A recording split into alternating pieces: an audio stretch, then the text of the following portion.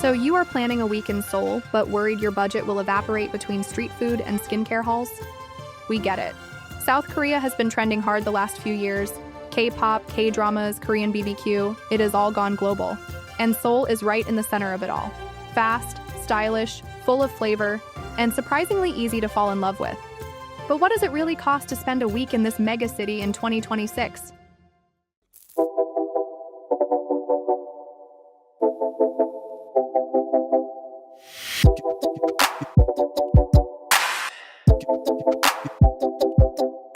To find out, we looked up actual prices for everything that matters: beds, meals, transport, and what you actually do with your time. Then we built 3 complete sample budgets: one for the frugal backpacker, one for the comfort-loving traveler, and one for the splash guest who wants skyline views, design hotels, and fancy ice cream that looks like a rose. By the end of this video, you will know exactly what a week in Seoul might cost, and how to enjoy it without sacrificing the things that make travel feel real. Quick note before we start: we show prices in Korean won first, followed by US dollars. We used a 2026 exchange rate of 1,300 won to the dollar. But exchange rates move, so always check the latest when planning your trip. Let's set the scene. We arrive in early May. It is that perfect in-between window. Spring flowers are still blooming, but the cherry blossom rush is over. The weather is breezy, the nights are cool, and the city feels like it is stretching into summer. We're landing at Incheon International, one of the most connected and efficient airports in the world. From here, we're jumping straight into the city, and that's where the budget starts. Flights are not included. This is about what you'll spend once you are on the ground: sleeping, eating, moving, exploring, and of course, impulse buying something with a cartoon character on it. To keep things clear, we built out 3 travel profiles. The backpacker is staying in a hostel, eating kimbap and street tteokbokki, and riding the subway like a pro. The comfort traveler books a mid-range hotel, grabs cafe breakfast, enjoys BBQ and bubble tea, and mixes metro rides with the occasional taxi. And the splash traveler is all in, checking into boutique Hanok stays, riding in private transfers, and making reservations at the most talked about spots in town. Let us start with the one thing that usually eats the biggest chunk of your travel budget: where you sleep. Accommodation. In Seoul, where you stay really shapes your experience, and the price range is wide. Backpackers can find clean dorm beds in neighborhoods like Hongdae, Myeongdong, or Itaewon for around 25,000 won per night. That adds up to 175,000 won for a week, roughly $135. You will probably share a room, maybe a bathroom, but you will also get Wi-Fi, laundry machines, a shared kitchen, and a ton of great food right outside your door.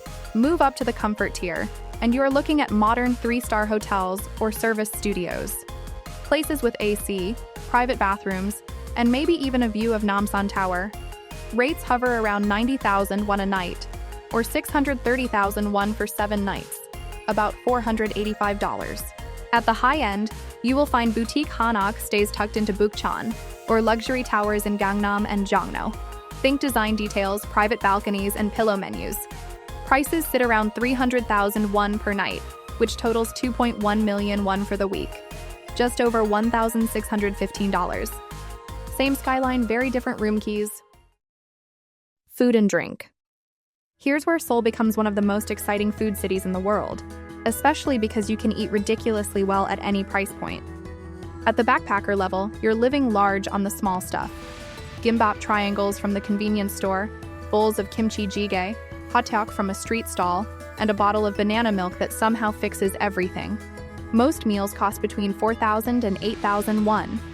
Add in snacks, coffee, and the occasional soju, and your daily total hovers around 20,000 won. Over 7 days, that is 140,000 won, about $110 for the week. The comfort traveler branches out. You might start with a cafe breakfast in Seongsu, grab lunch at a temple restaurant, then enjoy Korean BBQ with sides and a beer. That routine adds up to about 45,000 won per day, or 315,000 won for the week, which is around $240. Then there's the splash experience. This means fine dining in Hanam-dong, chefs tasting menus, rooftop cocktails in Apgujeong, and every viral dessert from Instagram. Expect to spend at least 120,000 won a day, or 840,000 won over 7 days, about $645. You are not just eating, you are curating a food experience. And remember, Tipping is not expected in Korea. Most bills are exact, and staff will often hand you back even the smallest coins. It is part of the culture. Transport.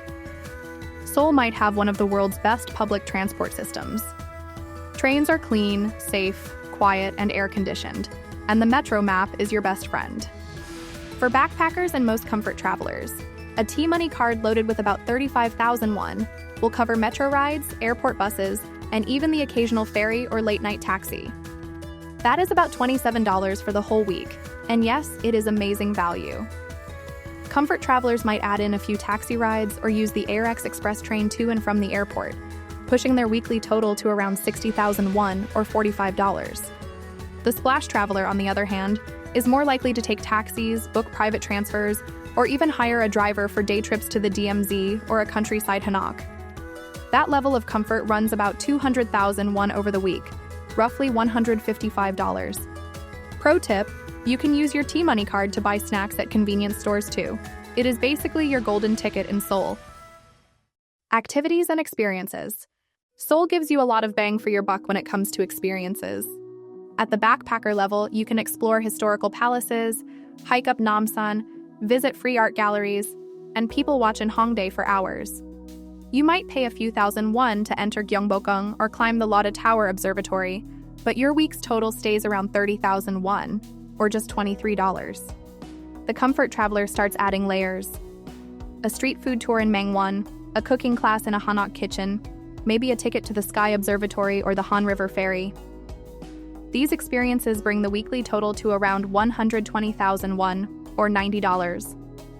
Splash travelers are going big. Private guides through Seoul's art galleries, day trips to Nami Island, VIP concert tickets, or even booking a hanbok styling session with a professional photographer. That all adds up to about 350,000 won, roughly $270. And wherever you land on the budget spectrum, make sure to visit at least one traditional market, one coffee shop with too many plants, and one palace, ideally in hanbok, if only for the photo. Extras and hidden costs. No matter how carefully you budget, a few things will sneak in.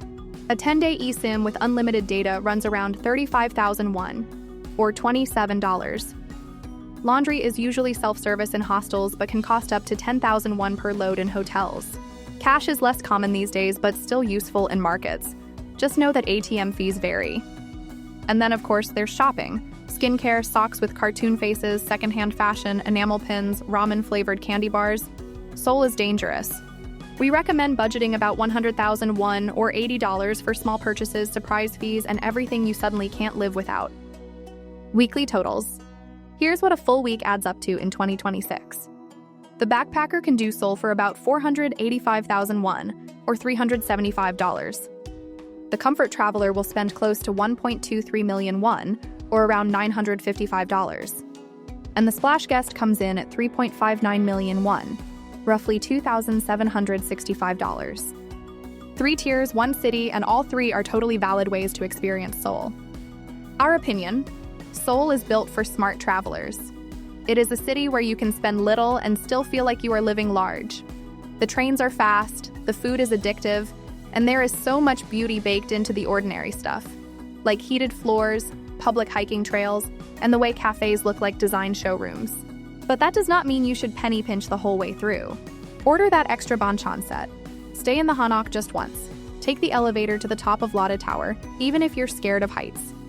Because these are the things that turn a solid trip into a story you keep telling. Seoul gives you range. You just have to use it.